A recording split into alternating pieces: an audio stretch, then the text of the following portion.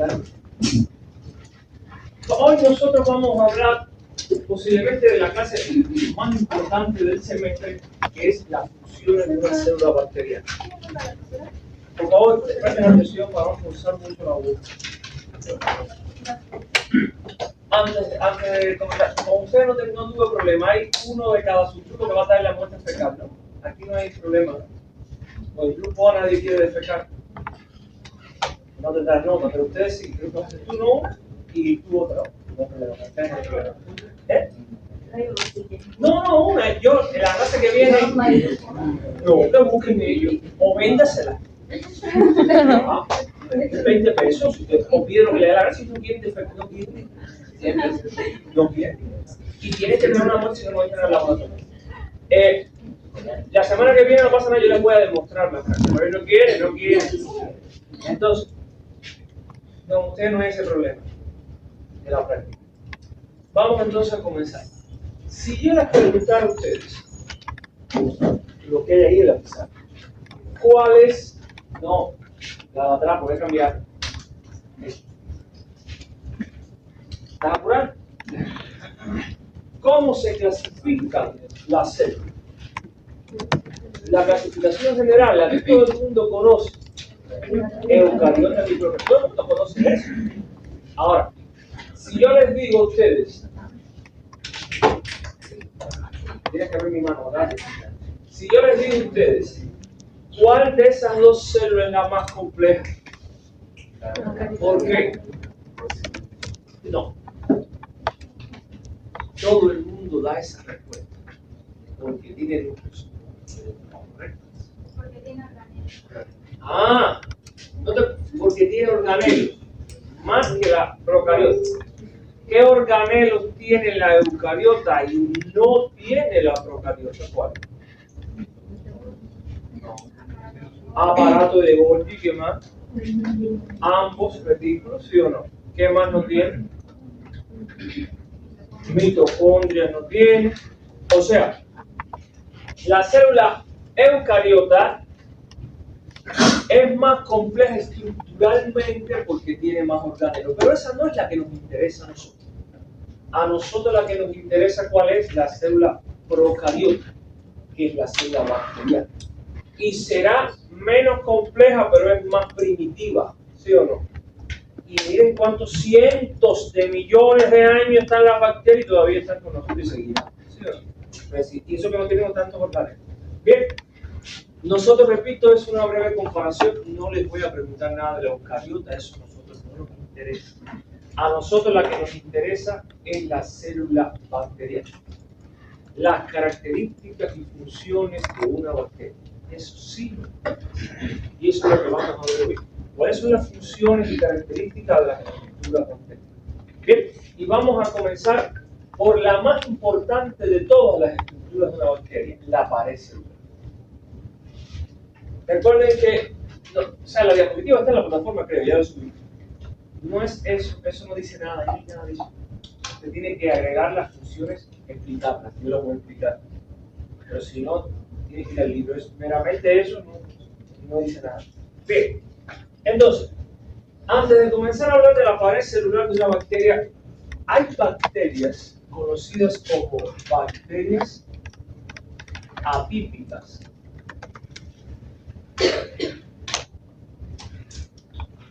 Cuando decimos bacterias atípicas, ¿a qué nos estamos refiriendo? Bacterias que no tienen pared. Muy pocas son. O sea, es la excepción de la regla, ¿no? Pero existen bacterias que no tienen pared. Quiero que busquen solo 5 nombres, solo 5 ejemplos de bacterias que no tengan pared. Solo nombrármelas. Ahí lo va a agregar usted a su apunte. ¿Bien? No se olvide las tareas que le voy mandando para que usted vaya agregando porque se acumulan si no las va haciendo. Solo 5 nombres de bacterias que no tienen pared. Bien, ahora vamos a hablar de las que tienen pared. ¿Cuál es la función de esa pared bacteriana? Lo primero que vamos a mencionar es la protección osmótica que le da la pared a la bacteria.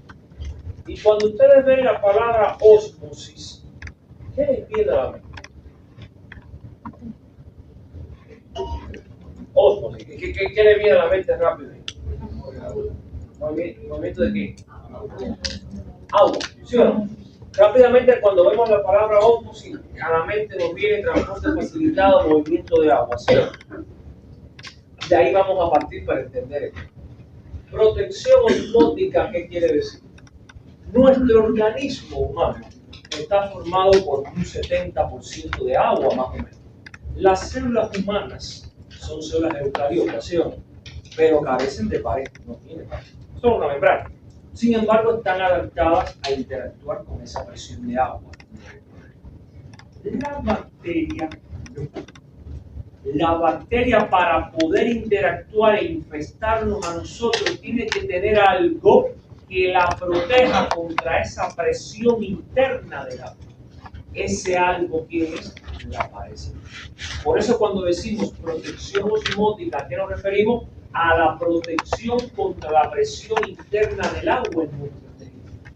Es muy fuerte la presión que ejerce el agua en nuestro tejido. De no ser por la pared celular, la bacteria se pone edematosa y produce el estallamiento ilícito bacteriano. Por eso repito, protección osmótica, protección contra la lisis producida por la presión de agua. Es mucha la presión de agua, edematiza la bacteria y produce el estallamiento o lisis bacteriana. ¿Quién evita eso? La pared celular. ¿Entendieron más o menos con sus palabras? No es poner meramente esto. No. ¿Bien? Seguimos. Si tienen alguna duda, si tienen una pregunta, no se queden callados. Yo repito y espero. ¿Ya? Forma celular. Gracias a la pared celular, las bacterias tienen formas. ¿Como cuáles? ¿Qué formas conocen ustedes? Cocos. ¿Qué forma tiene un coco? Redonda, ¿sí o no? Está bien. Otra forma bacteriana, bacilos. ¿Qué forma tiene un bacilo? Alargada, ¿sí o no? Como un bastón. Otra forma, espiroquetas o espirilares, también. Es lo mismo. ¿Qué forma tiene? Sacapuncha. Es así. ¿Sí o no? ¿Qué otras formas? Vibriones. Los vibriones tienen forma de coma, son un signo de puntuación, o letra S. Son más o menos así.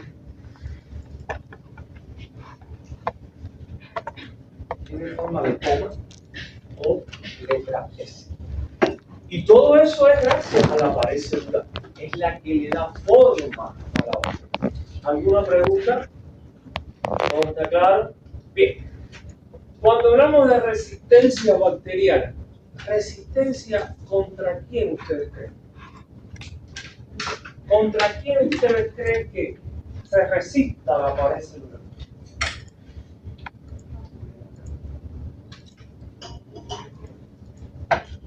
¿Contra quién? No.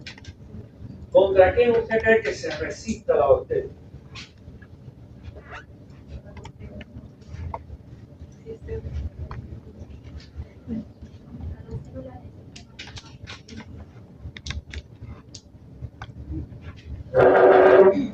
Pueden ponerlo, no está mal, pero hay una cosa más importante. ¿Contra quién? Contra los antimicrobianos. Muy bien. La resistencia bacteriana de la pared contra los antimicrobianos es tremenda, la pared, y eso lo vamos a estudiar en la clase de antimicrobianos, no es hoy. Pero usted le va a agregar aquí resistencia bacteriana contra los antimicrobianos. Y porque el sistema inmune puede poner. Bien, pero hay una clase de esa para que usted vea lo que hace la bacteria contra los antimicrobianos y de la pared. Bien, eso lo vamos a ver. Interviene en la división celular. La bacteria se reproduce por dos procesos, o sea, por un proceso que tiene dos nombres. Se llama bipartición o también llamada fisión binaria. Es lo mismo. Bipartición o fisión binaria. Y eso ocurre en la pared celular. Son los procesos de división celular. Solo nombrarlos, nada más que eso. Solo nombrarlos. Bien. Ahora, otra cosa importante en la pared celular es que la pared celular es un sitio de determinante antigénico. Para entender qué quiere decir que sea un sitio de determinante antigénico, tenemos que conocer primero qué cosa es un antígeno. ¿A qué llamamos antígeno? ¿Un antígeno qué será? ¿Quién sabe? ¿A qué llamamos antígeno? Un sinónimo de antígeno, con una palabra.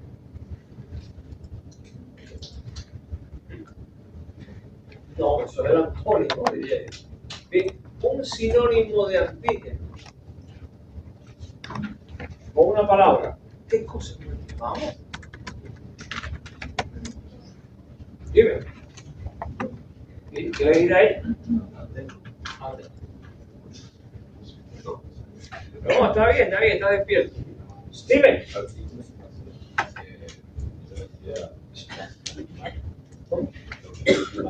Lo que lastima. Está bien, muy popular la respuesta, pero a ver, tiene que ver con la respuesta inmune, pero un antígeno generación de los patrones son antígenos. No, quita la palabra anticuerpo, anticuerpo. Alérgeno. Se relacionan, pero son todos opuestos, son como el un antígeno, ¿qué cosa es, chicos? Es algo extraño. Antígeno es algo extraño. ¿Extraño para quién?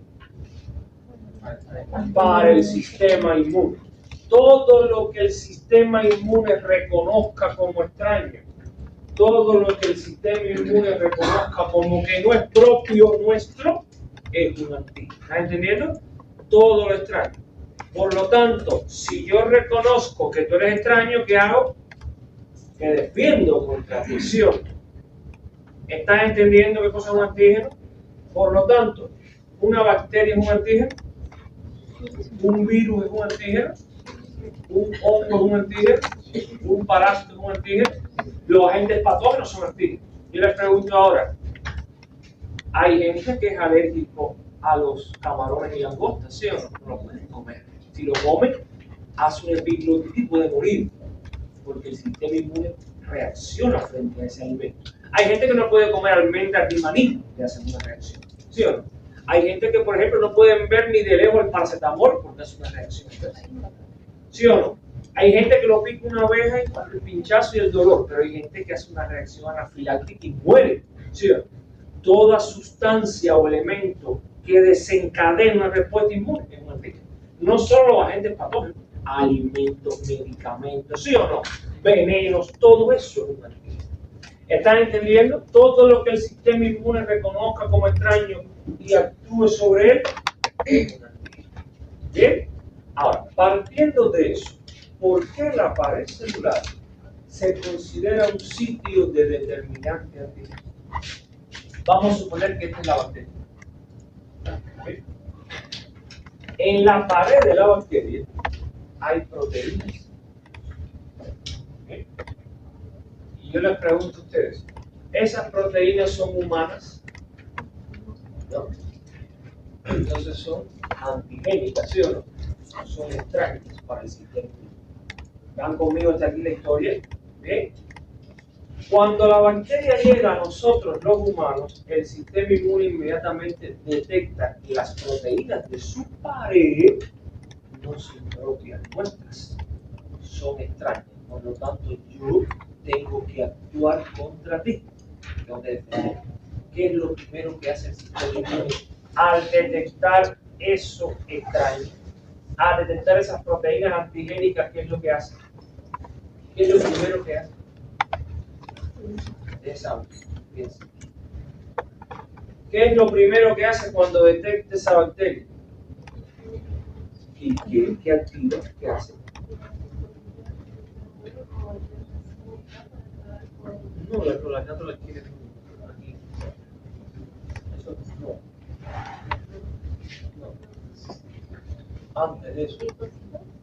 ¿Qué linfocito? No lo tengo. ¿Para qué? Sí, pero los B tienen otra cosa importante.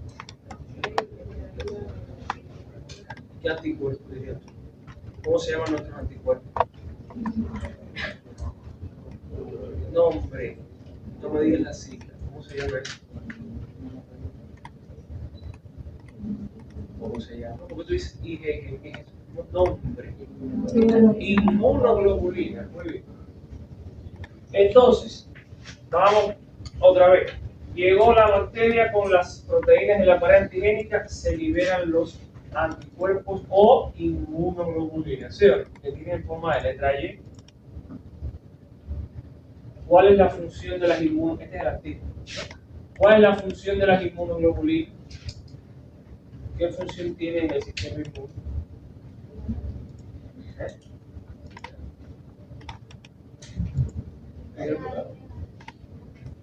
Y el nombre se adquiere para qué? El nombre se adquiere para qué? ¿Tú dices que hacen esto? ¿Sí? ¿Para qué? ¿Qué hicieron ellos? Sí. Señalarla, para marcarla, ¿sí o no? Dicho médicamente, para opsonizarla, ¿sí o no? Bueno, todo tiene su nombre. Bien, entonces, repetimos. Llegar las inmunoglobulinas, detectar lo extraño en la pared y opsonizan a la bacteria. Y la bacteria, cuando es opsonizada, ¿qué le va a pasar? Si el anticuerpo la marcó, la opsonizó, se la presentó aquí entonces. ¿A quién? ¿A quién? No. A los macrófagos y a quién más. Es lo mismo. A los macrófagos y a quién más. A los neutrófilos. ¿Por qué? Porque son las células que fagocitan bacterias. ¿Sí o no? ¿Ve? Eso lo tiene que saber usted, porque estoy seguro que la célula blanca la tiene en histología o función que sea. ¿Sí o no? ¿Ve? Lo que si el micrófono salió por aquí, bueno, tápense en otro oído. Porque tiene que. Entonces, el macrófilo y el neutrófilo fagocitan, pero no fagocitan nada si no se lo presentan. ¿Sí o no? Si yo no te marco como extraño, este no hace nada. Tiene que la inmunoglobulina marcar para fagocitar. ¿Me estás entendiendo? Bien. Fíjense la explicación solamente de por qué es un sitio determinado antigénico. Se puede hacer el dibujito perfectamente. Bien.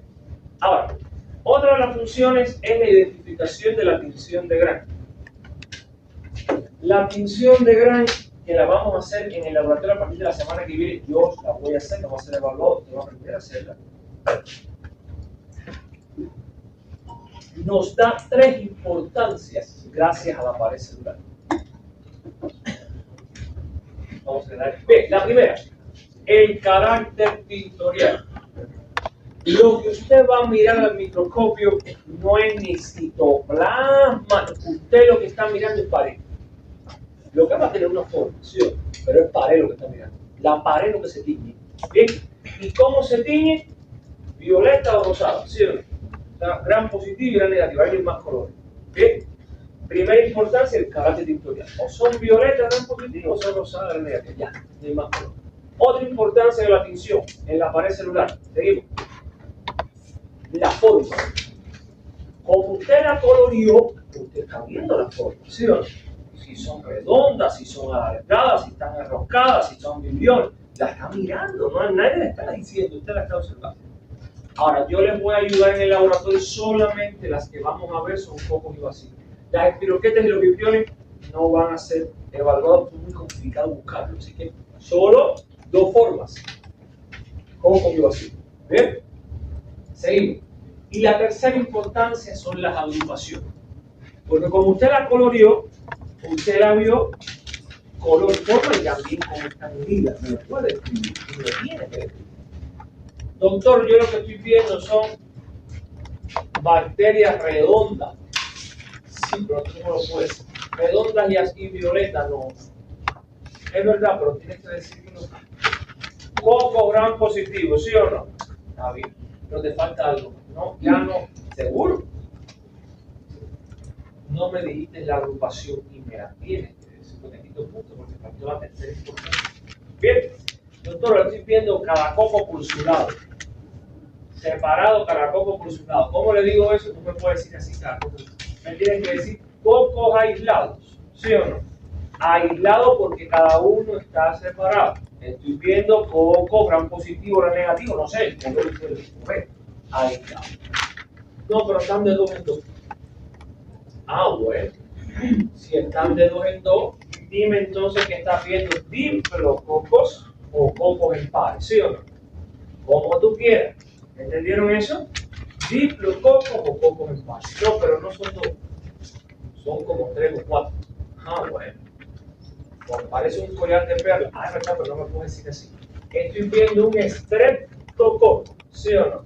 Porque la palabra strepto significa cadena. Es cadena de cocos, me puede decir. Estoy viendo una cadena de cocos. Ah, es verdad, yo te lo sé. Pero te puedo preguntar cómo se dice eso. Un streptococo. ¿Entendieron eso? Pero no, es un coco sobre otro. Me acuerdo cuando fui a la tierra de la secretaria a los viñedos. ¿Sí o no? Con los Colbert que me llevaron por allá y vi la... Ah, sí, pero ¿cómo me vas a decir eso? Entonces estoy viendo un racimo de cocos, o de uva, racimo de coco o estafilococo, porque estafilo quiere decir racimo. Bien, puede decirme o cocos en racimo o estafilococo. ¿Entendieron eso? Ahora, no, pero lo que estoy viendo son bacilos, doctor. Pero están separados. Ah, perfecto, bacilos aislados. Puede decir. Bien. El color me lo dice también. Están de dos en dos. Ah, perfecto. Diplobacilos o bacilos en pares. Bueno. Son más de tres. Parece los chorizos criollos que venden. Ah, bueno, entonces tú me vas a decir que estás viendo un streptobacilo, porque strepto es cadena, pero en este caso de bacilo. Un streptobacilo o bacilo en cadena. Se puede decir. Sí, pero es una cosa arriba de otra. Y yo sé que son vacilos. Sé que son vacilos, doctor, pero es una bollerío, como dicen ustedes ahí. Ah, pero ese bollerío, ¿cómo me vas a decir? Estoy viendo vacilos empalizadas. No empalizados. Empalizadas o letras chinas. Ustedes saben que los chinos escriben que nadie entiende. Empalizadas o letras chinas. Así me tiene que describir. Ni las zarcinas, ni las tetradas, disculpe, van a salir, porque tampoco van a estar contando si son 4 o 8 cocos. ¿No? Si ya usted ve un racimito, dígame estafilococo. Yo se lo voy a aceptar. ¿Ve? Porque tampoco va a ser 4, 6, 8, no lo voy a llevar tan profundo. Un racimito es un estafilococo. ¿Sí? ¿Entendieron? ¿Alguna duda en eso? No se preocupen que en la práctica usted lo va a ver y facilísimo, se identifica, no hay nada de extraño en eso. Ahora, las paredes celulares se diferencian en una bacteria gram positiva y en una gram negativa. Tienen su diferencia. Por ejemplo, en el caso de las bacterias gram positivas, en ambas, ¿no? De las dos, todas las bacterias que tienen pared están formadas por una proteína principal de pared. Hay una proteína que es la proteína de soporte y sostén de la pared, que es el peptidoglucano. Esa palabrita, márquenla bien. El peptidoglucano es la principal proteína de soporte y sostén que tiene la bacteria. Y la gram positiva tiene mucho peptidoglucano, muy gruesa, grande en peptidoglucano. Bien. Además del peptidoglucano, tiene otros componentes de pared, como el ácido teicoico y el glicerol.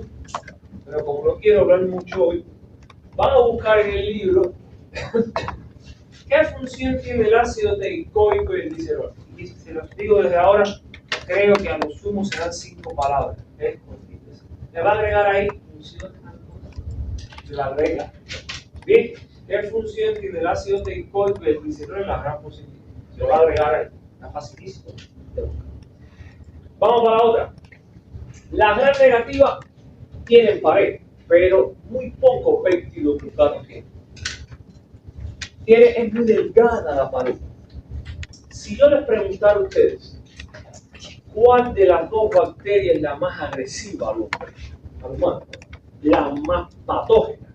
Decimos en medicina para eso la más virulenta, porque la palabra virulento quiere decir agresivo, no es virus, es algo agresivo. ¿Sí? ¿Okay? ¿Cuál de las dos será la más agresiva, la más virulenta, la más patógena? ¿La positiva o la negativa? ¿Qué ustedes creen? ¿Por qué la positiva? Porque la pared es más gruesa, ¿verdad? Pues no es así. Porque aparentemente todo el mundo lo diría por el grosor de la pared, pero es que la gran negativa tiene otras cosas que no tiene la gran positiva. Tiene otros componentes de pared que la hacen ser muy agresiva, además. Y una de las cosas o atributos patogénicos más agresivos es el lípido A. El lípido A es la principal endotoxina de pared, endo no exo. Es la principal endotoxina de pared, muy agresiva esa toxina. Produce la lisis de los glóbulos blancos, muy patógena es esa enzima producida en la pared. Bien, tiene otras características, por ejemplo, tiene membrana externa, porinas. ¿Qué función tienen en la gran negativa? Bien, a buscar. ¿Qué función tiene la membrana externa, las lipoproteínas y las porinas en la pared de la gran negativa? Y el lípido A, se lo digo yo, principal endotoxina de pared, acción lítica sobre células blancas, muy agresiva. ¿Alguna pregunta sobre eso?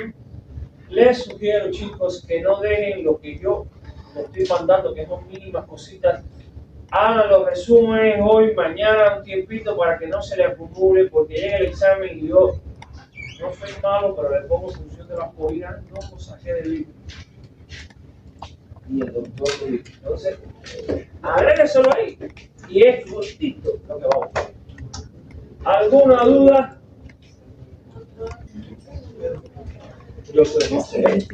Al WhatsApp. Entonces no sabía que Gaico me había hecho un tomo de microbiología. ¿Qué edición es?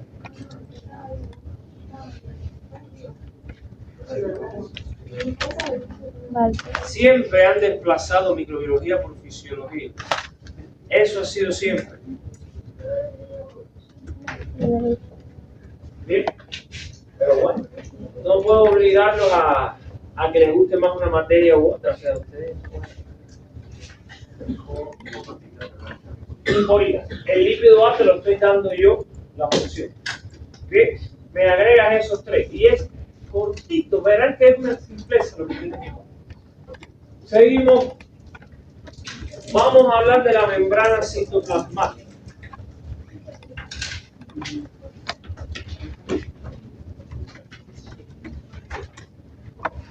¿Qué están comiendo? Oigo caramelos.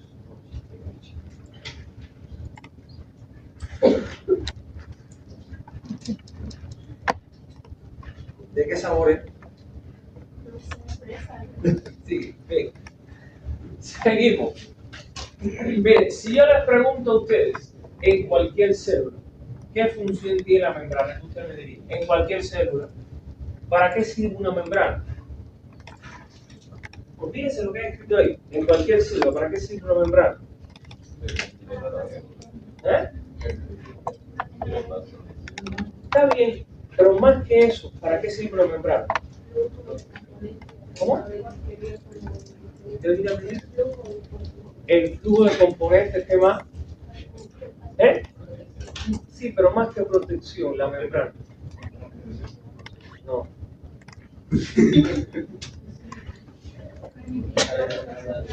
Es una barrera selectiva de intercambio, permite que entren y salgan proteínas, moléculas de lípidos, carbohidratos, iones, agua, ¿sí o no? ¿Ves? Es una barrera selectiva de entrada y salida de nutrientes, ¿sí o no? Bien, eso es común para cualquier ser. Ahora, en la bacteria, aparte de eso, hay algo importante. Por ejemplo, si yo les pregunto a ustedes, ¿Dónde realiza la respiración celular una célula eucariota? En las mitocondrias, ¿no? ¿La bacteria tiene mitocondrias? No. Ya. La respiración celular en las mitocondrias, ¿con qué objetivo se hace? Para generar ATP, ¿sí o no? La molécula energética, ¿sí o no? Bien, energía metabólica. ¿Cuál es el proceso más importante de generación de ATP? El ciclo de Krebs. Bien. En la bacteria no tiene mitocondria, pero le hace falta ATP. ¿Sí o no? Le hace falta generar energía. En las células humanas se hace por el ciclo de Krebs. ¿Sí o no? Ese ciclo maquiavélico y diabólico que inventaron los bioquímicos para tratar de volvernos locos a los médicos. Allá antes se vuelva loco. Bien, esa llanta de reacciones inmensas que no se la sabe nadie. Bien, solo mi amiga Rosamari y María René. Yo se los digo a ella. A mí no me gusta la bioquímica, la odio, pero soy amigo de ella. Pero el ciclo de Krebs lo odio, no me lo sé. No me lo sé, yo sé, a mí que me importa, yo se lo digo. No me lo sé y no hay Dios que me lo haga aprender ahora. No me da la gana. Y como yo no me lo sé, en microbiología no se lo tiene que saber. ¿Bien? Pero en bioquímica ya eso es otra cosa. Pero conmigo yo jamás se los voy a preguntar. No me gusta eso. Bien. Pero sí hay que saber que eso tiene ATP. Hasta ahí. Adenosíntesis trifosfato se llama, ¿no? Está bueno. Entonces, el asunto es el siguiente. La bacteria necesita ATP, necesita generar energía, pero no tiene mitocondria.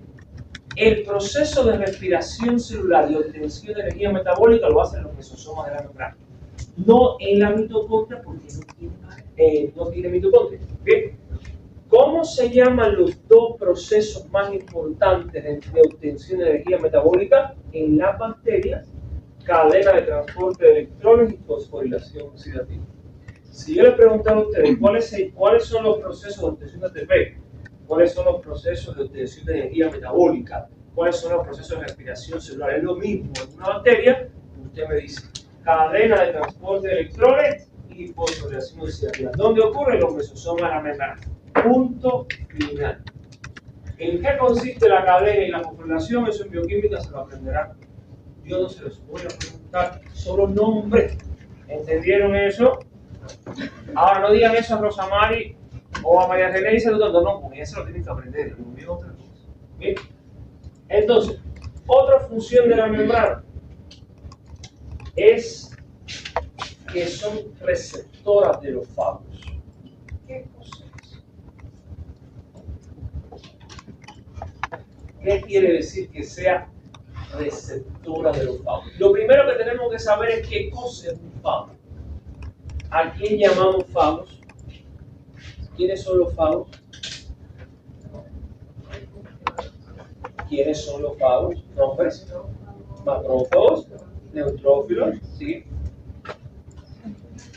Eosinófilos. Ya, se acabó. Los demás no fagocitan nada. Bien.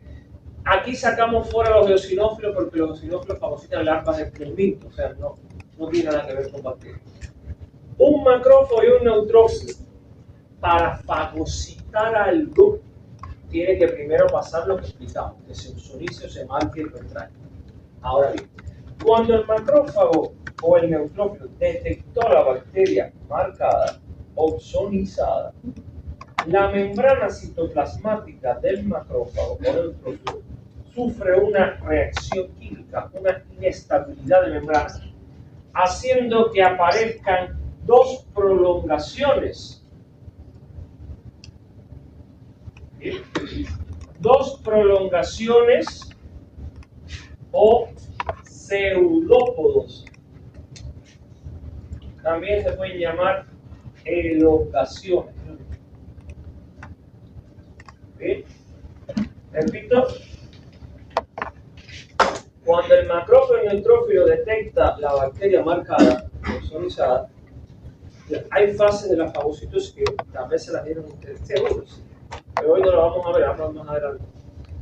Pero hace que su membrana comience a prolongarse y forma las elongaciones o pseudópodos para cubrirla. Estas prolongaciones o pseudópodos tienen receptores.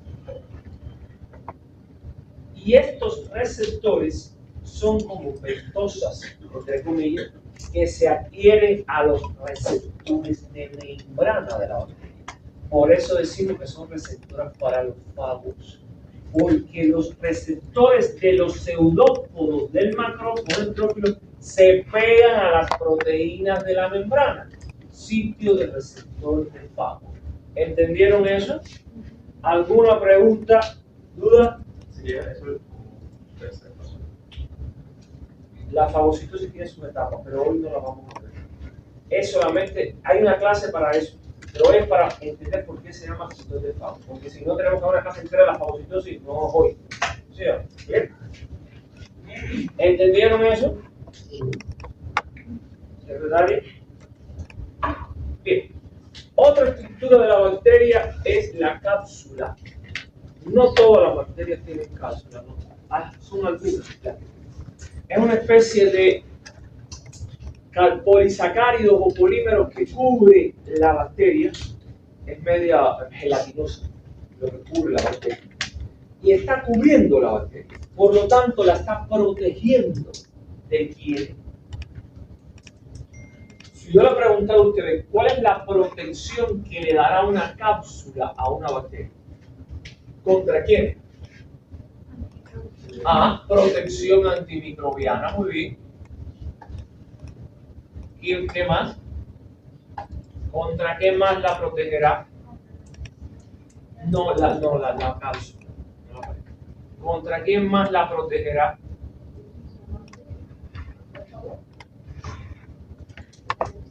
Entonces le da propiedades o protección antifagocítica, ¿sí o no? Vamos a ponerlo aquí. Antifagocítica. ¿Bien? ¿Qué otra protección le dará? No te me duermas. ¿Tienes sueño? El que tenga sueño, lávese la cara, no tenga pena. Yo sé que esta hora es. ¿En qué carpeta está?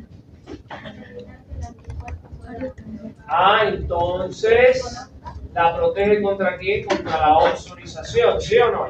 Ya sabemos la palabrita, ¿no? ¿Bien? Contra el marcaje, ¿sí o no? Y también la protege contra condiciones ambientales desfavorables, ¿no?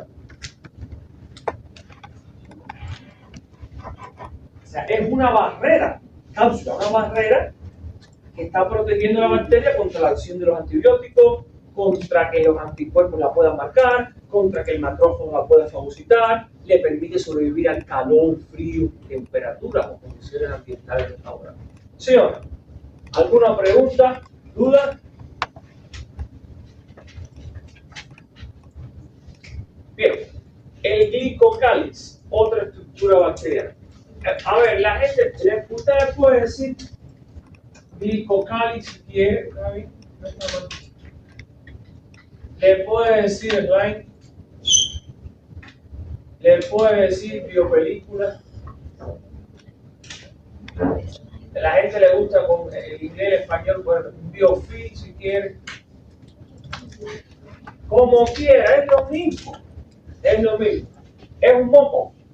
Es una sustancia chiclosa, pegajosa, adherente, mucosa, que la bacteria la usa para adherirse a superficies celulares para infectar las células, para pegarse a la célula que ella va a infectar.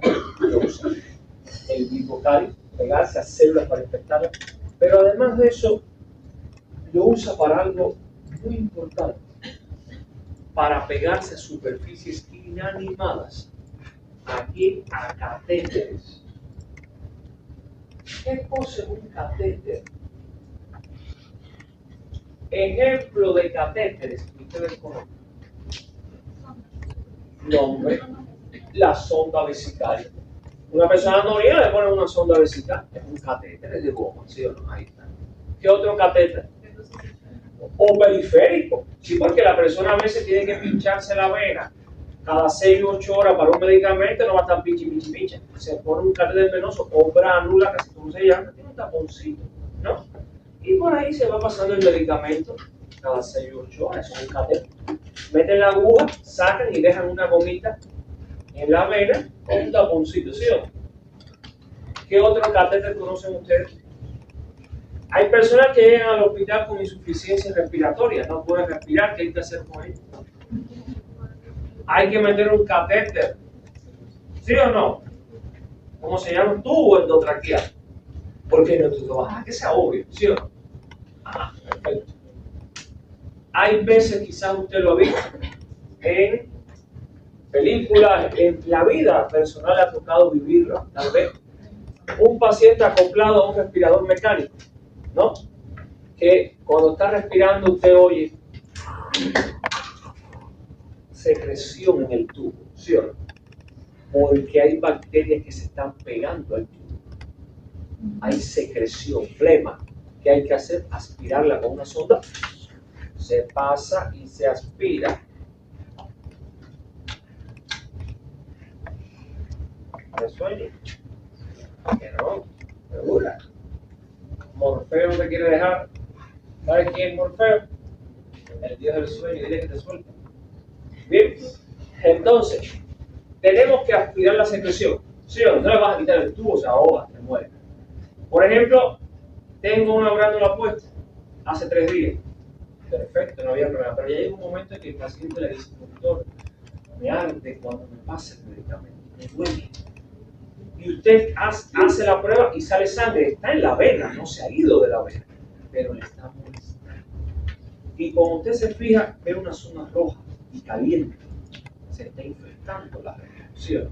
Porque hay bacterias que tienen slime o glicocal y se están pegando al catéter que usted usa, ¿sí o no?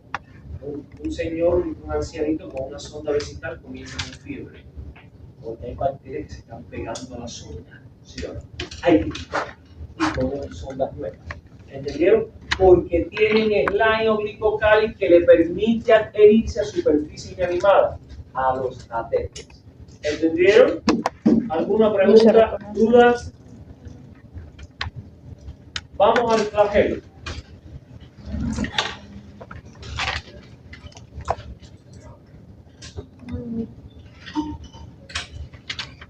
A ver, los flagelos. De mirarlo ahí, ¿qué función tendrá? Movimiento, traslación, locomoción, como ustedes quieran llamarlo, o sea, para moverse la bacteria. No todas las bacterias son flageladas, no todas. Pero la que lo tiene, bueno, se mueve más rápido. El flagelo es muy flexible, gracias a una proteína que tiene el flagelo que le permite esa flexibilidad que se llama flagelina. O sea, la flagelina es una proteína que le permite ser flexible para poder moverse. Bien, según la cantidad de flagelos que tenga la bacteria, se clasifica. Por ejemplo, si la bacteria tiene un solo flagelo, monótrica, no hay ni cómo perderse, tiene uno.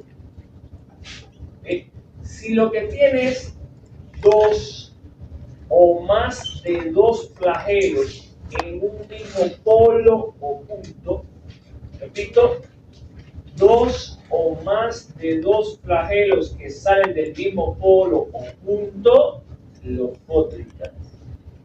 Si lo que tiene es 1 o más de un flagelo que salen en polos opuestos, 1 o más de 1 en polos opuestos, anfítricas.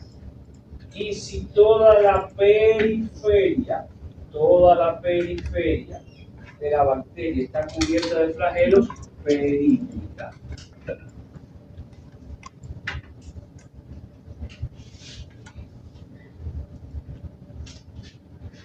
¿Almorzaron ustedes? Eso es lo peor, cuando se duermen. Porque es el postprandial, ese sueño que te da así después. quiero estar echado, o yendo al fondo del sitio, todavía existe eso, o de vuelta al barrio, bueno, quiero estar. Bueno, no, hay que estar aquí hablando de materia. ¿Sí? Entonces, si yo les pregunto a ustedes, ¿cuál de las cuatro es más rápida? Claro, si está llena de flagelos, ¿sí o no? O sea, no hay ni cómo equivocarse en eso. Continuamos. Otra estructura de la bacteria son los pilis o fimbrios. Es lo mismo decir pili o fimbrios. Los que son más cortitos y rígidos, no son sencillos, son rígidos. Están formados por una proteína llamada pilina. Bien. Flagelina, pilina. ¿Te dio risa?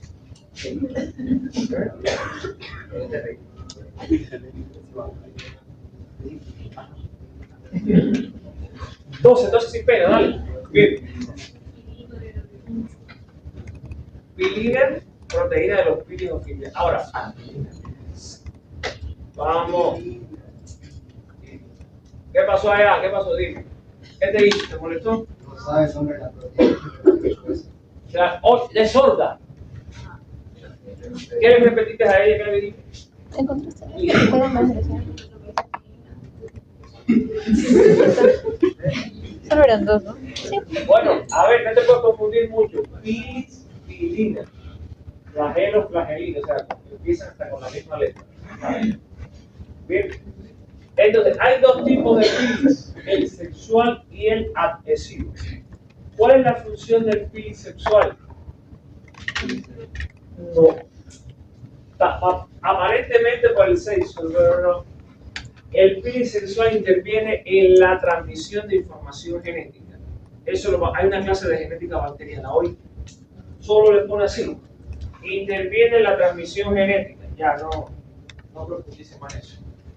Ahora, el adhesivo, o también conocido como ordinario, se le puede decir ordinario al pili adhesivo. ¿Para qué sirve? La palabra se lo está diciendo, adherirse a superficies celulares para infectar la célula. ¿Sí? Pegarse, adherirse a superficies celulares para infectar la célula. ¿Sí? Muy breve y muy concisa la función de cada uno. ¿Preguntas? ¿Dudas? Bueno, no, espérate, secretario. ¿Alguna pregunta?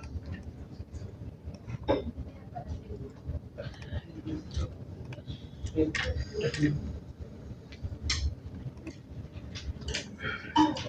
¿Preguntas? ¿Dudas? ¿No está claro? ¿O no entienden nada?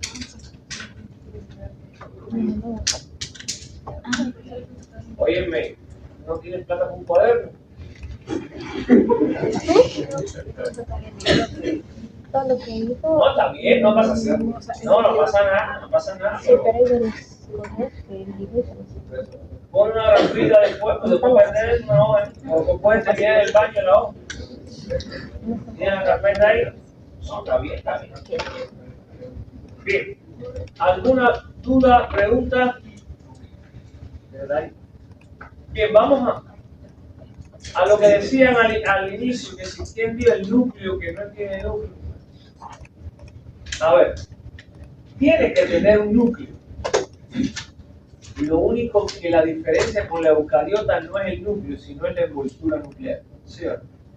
Porque la eucariota tiene un núcleo bien definido porque tiene membrana nuclear o envoltura, está bien definido ahí en una zona del citoplasma bastante localizada.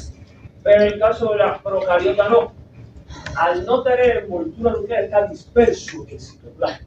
¿Sí o no? Regado, disperso en el citoplasma. ¿Cómo se llama esa zona de material genético disperso en el citoplasma? Región nuclear o nucleoide. ¿Sí o no? Es lo mismo, pero no tiene envoltura nuclear.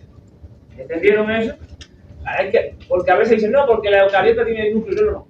Una tiene envoltura y la otra no. Eso sí. Ahí sí lo podemos definir. Bien. A ver, tú que te me estás durmiendo. Voy a preguntar a los que están durmiendo. Y además, me estás traicionando. Ese hombre de gaito, lo feo que está.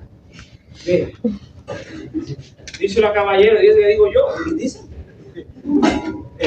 A ver, ¿cuántos cromosomas tú tienes por célula? Ella.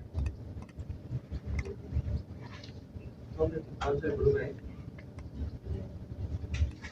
No sabe, no sabe. Tú, ¿cuántos cromosomas tú tienes por célula?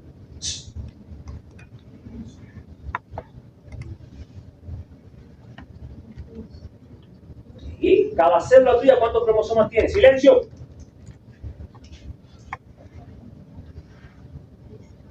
No sabe. ¿Ve? No te quedes más de eso. No sabe.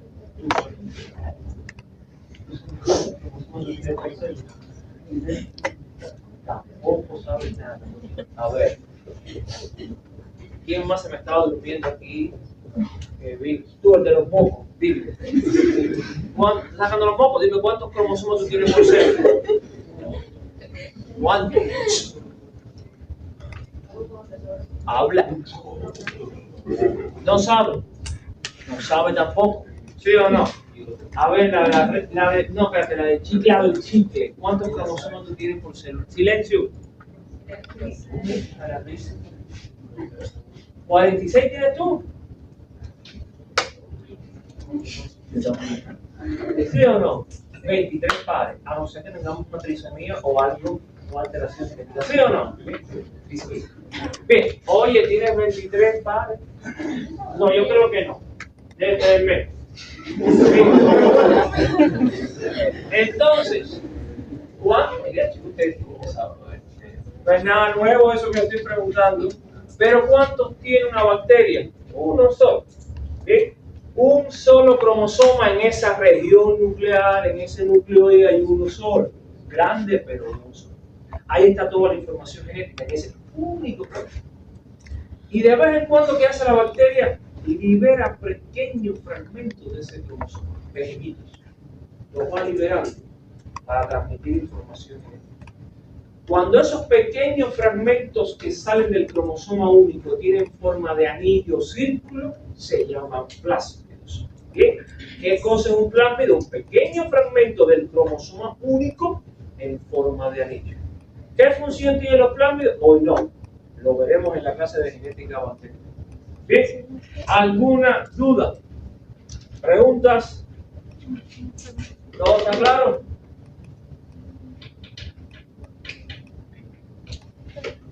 Bueno, ya esto ya lo que da es náusea ya.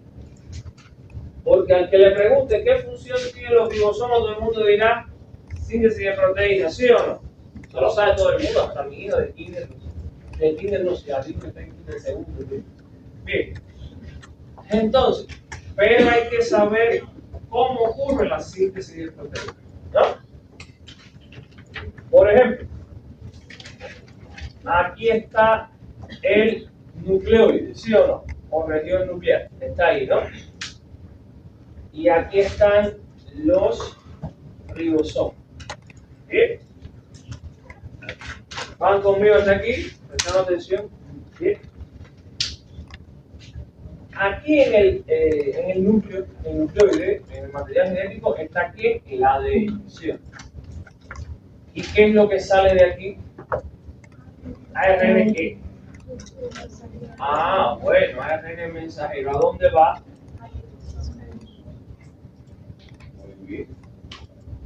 Va al ribosoma. Ahora bien, en los ribosomas hay unos receptores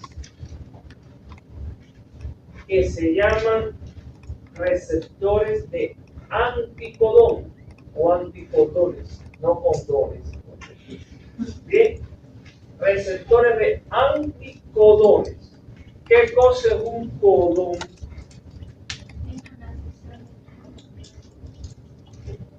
De tres bases nitrogenadas, ¿no? Entonces, un sinónimo de codón. Triplete, ¿sí o no? Triplete. Bien, entonces, receptor de anticodones. ¿Por qué se llama así? Porque la cadena de material genético, en este caso el ARN, está formada por bases nitrogenadas, ¿sí o no? Vamos a hacer un ejemplo. Ustedes saben que el ARN no tiene timina. Se la cambiaron por quién? Por uracilo. Ustedes saben eso. Vamos, dos ejemplos, qué sé yo. Adenina, uracilo, guanina. Citosina, guanina, adenina. ¿Sí? Es un ejemplo. ¿Sí? De 3 en 3. de 3 en 3, es un triplete o codón. ¿Sí? Cuando esa cadena de ARN llega a los ribosomas, se ancla al receptor de anticodón. Y por cada triplete o codón se sintetiza un aminoácido. Bien. Por cada triplete o codón, el receptor de anticodones sintetiza un aminoácido. Y por cada 2 aminoácidos, una proteína. Estoy hablando de proteínas simples porque las humanas pueden tener 20 aminoácidos, pero las bacterianas son simples. Por cada 2 aminoácidos, una proteína. ¿Están entendiendo? ¿Cómo se llaman esos procesos? De ADN a ARN, ¿cómo se llama el proceso que ocurrió? Transcripción, ¿sí o no? Cuando el ARN mensajero llega a los ribosomas, al receptor anticodón, ¿cómo se llama eso? Traducción, ¿sí o no? ¿Ve? Voy a traducir la información y la voy a transcribir aquí. Transcripción, traducción. ¿Están entendiendo? Pueden hacer el dibujito ahí, es simple, o sea, no es tan complejo como la humana que tiene más reacción. ¿Dudas en eso? ¿Todo claro? Dime. Dime. ¿Eh? Triplete y doble. No entiendo. ¿Qué pasa con el doble triplete? Cuando ya tiene 2 tripletes, que al ser un amino, creo que se refiere cuando hacen 2 aminoácidos y se forma recién la proteína. Creo que eso es. No entiendo, o sea, a ver, no te entiendo. La explicación de cuando sucede el triplete, acá, por cada triplete se da. A ver, la cadena es grande y están unidas las bases, todas, pero el receptor lo lee por triplete. O sea, una base nitrogenada no te da un aminoácido. Para que sintetice una base nitrogenada tiene que ser 3. Para que sintetice un aminoácido tiene que haber 3 bases nitrogenadas juntas. No puede haber 2 ni una porque es aminoácido incompleto, no sirve. ¿Entendí? Yo te puse 2 aquí por un ejemplo, pero vamos a poner 3, 3, 3, 3. O sea, es una cadena enorme que está de 3, 3, 3, 3, 3, 3, 3. O sea, no voy a poner, no sé si me voy a entender, no sé si es eso lo que. O sea, no voy a poner, aquí puede poner más triplete, más. Cuando eso pasa por el receptor, pasa como que va leyendo. Pasa la hebra, 3 bases nitrogenadas, 1 aminoácido, 3 bases, 1 aminoácido, 3 bases, 1 aminoácido, y después por 2 aminoácidos, 1 proteína. ¿Bien? ¿Entendieron eso? Más o menos una lectura. ¿Bien? No, una base nitrogenada, está formada por un nucleótido de una pentosa y un grupo de fósforo, pero eso se lo enseñan, que bioquímica se los enseña. Pentosa, grupo de fósforo y qué más, y fue el otro, y un azúcar, ¿no? Una base, un nucleótido. No, eso mismo, ustedes saben más que yo de eso. Ya. Bien, seguimos. Y la última diapositiva, ¿verdad? Bien, la última diapositiva. Las esporas o endosporas. Bien. Gracias a Dios, la minoría de las bacterias son esporuladas. Muy pocas. Las esporas son extremadamente agresivas al humano. Muy agresivas al humano. Las bacterias con esporas no las destruye cualquier antimicrobiano. Son muy complicadas de destruir. Ya les estoy diciendo que una de las funciones de las esporas es resistir la acción de los antimicrobianos. Es muy fuerte. ¿Para qué cosa es una espora o endospora? Es una partícula de membrana, pared y material genético que se libera al ambiente. Membrana, pared y material genético que son liberadas al ambiente. ¿Sí? Y lo más importante de la espora o endospora es la supervivencia ambiental que le da la bacteria. Nosotros habíamos mencionado la clase anterior, creo, o la otra, no me acuerdo, que habían bacterias que producían esporas. Usted se hacía una herida y se contaminaba con tierra y ya podía adquirir usted. Sí, bueno, claro, si te interesa. Pero, ¿qué enfermedad podías adquirir si se contaminaba esa herida con tierra? Hablamos de eso la semana.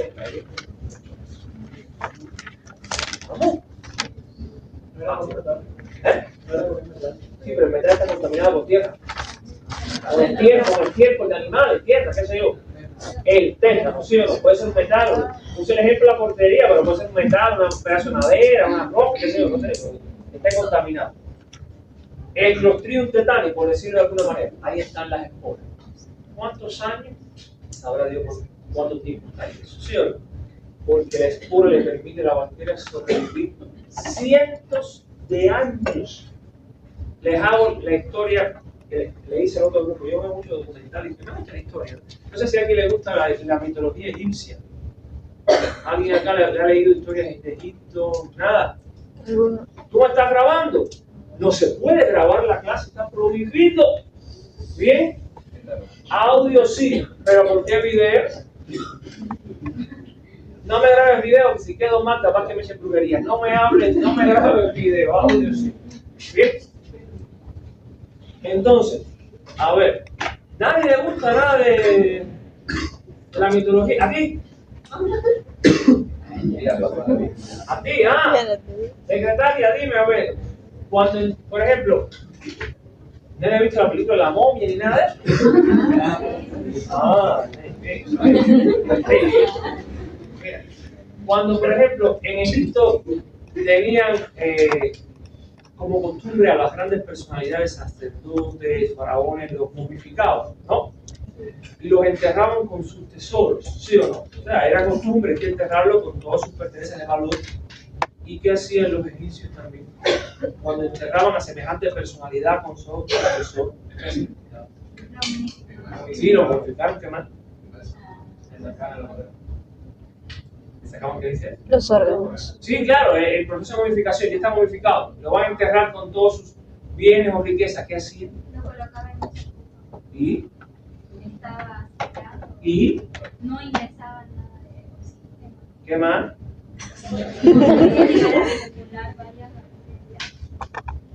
Pero la gente sabía que esa persona Pero se conservaba. la gente sabía que esa persona lo enterraron con todos sus tesoros, ¿sí? Así que iban a abrir las tumbas para poder robar los Y tesoros. para evitar eso, Ponían maldiciones.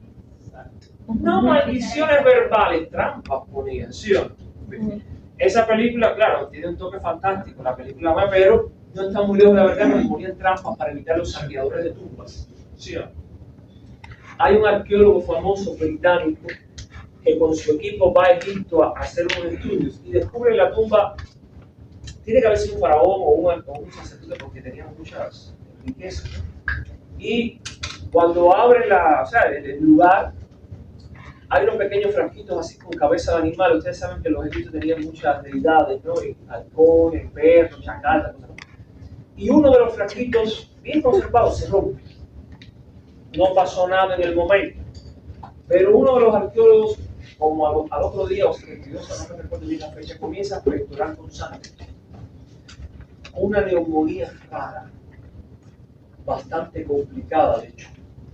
Cuando lo llevan al hospital, está bastante complicado. En las averiguaciones epidemiológicas averiguan y se investigan que se rompió un frasco, estaban investigando una tumba, traen el frasco y cuando toman muestras encuentran las esporas de un bacilo. Bien, ¿y cuántos años estuvo eso enterrado ahí? Cientos de años. Todavía estaban las esporas conservadas. Fíjense la espora, la actividad virulenta y agresiva que tiene, que le permite bajo tierra, encerrado, sabré Dios cuántos años, todavía estaban activas las esporas, que por poco mata al hombre, no se murió, porque hacen la investigación y le pusieron el medicamento que llevaba. Pero miren cuántos años las esporas estuvieron conservadas. Por eso les digo que es un atributo muy grave de la bacteria producir esporas. Bien, aquí les dejo un pequeño, vamos a decir, imagen de cómo se agrupan las bacterias, para formas de agrupaciones, porque en la clase vamos a practicar, a hablar de eso. Preguntas, dudas.